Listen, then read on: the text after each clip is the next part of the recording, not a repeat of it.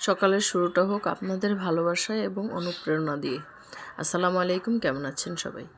এই তো ভোর 5টা বাজে, 5টা 20 বাজে এই তো উঠে গেলাম। একটু অন্ধকার অন্ধকার লাগছে, তারপর আজকে সকাল সকাল একটা ভিডিও করে নিলাম যে আমি সকাল থেকে দুপুর পর্যন্ত কি করি আজকে আপনাদের সাথে শেয়ার করলাম। এই যে সকাল 5টা 20 বাজে তখন আমি উঠে গেলাম, উঠে ফজরের নামাজ আদায় করলাম। তারপরে একে একে সব কাজ করব, আপনাদের সাথে আজকে সব বিষয়গুলো শেয়ার করব। নামাজ পড়া শেষ, সবাই ঘুমিয়ে আছে। এখন আমি সকাল সকাল গিয়ে ডিটক্স ওয়াটার তৈরি করছি।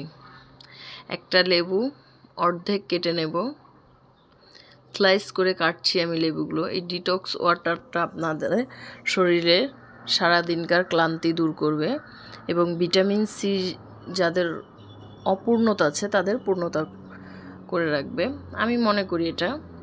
এই তো আমি একেবারে অর্ধেক লেবুটা স্লাইস করে কেটে নিলাম।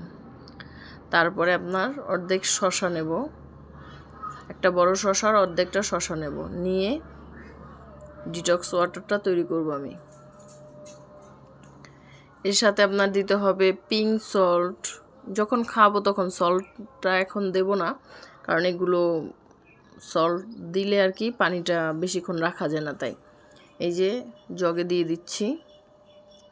দিয়ে এবার সকাল থেকে 12টা পর্যন্ত খাবো, তাই জগ ভরে পানি দেব। এই তো দিয়ে দিলাম পানি। এর ভিতরে অ্যাড করতে হবে পুদিনা পাতা আর হচ্ছে পিঙ্ক সল্ট। পিঙ্ক সল্ট যখন খাবো তখন গ্লাসে দিয়ে খাবো।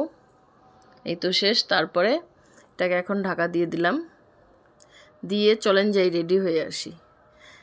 সকাল সকাল মায়েদের তো স্কুলে পড়ালেখা জীবন একটা পার করলে কি হবে, আরেকটা বাকি থেকে যায় বাচ্চাদেরকে নিয়ে।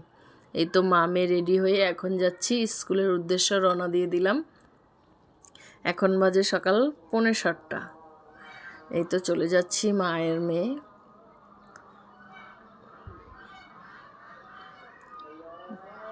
এই তো মেয়েকে নিয়ে রওনা দিলাম হাঁটতে হাঁটতে, গুটি গুটি পা মেয়ে। এখন দেখতে দেখতে রিম অনেক বড় হয়ে যাচ্ছে। অলমোস্ট আগামী বছর রিমকে নিয়ে আমার আর স্কুলে যেতে হবে না, ও তখন ভ্যানে চলে যাবে। এখন ছোট তাই ভ্যানে দেই না, নিজেই নিয়ে যাওয়ার চেষ্টা করি। এখন তো 12টা বাজে চলে আসে, তাই আর কি বৈশা থেকে নিয়ে আসি। স্কুলটা অনেকটা দূরে, তার জন্য নিয়ে যাই সাথে, আবার নিয়ে আসি নিজে বসে থেকে।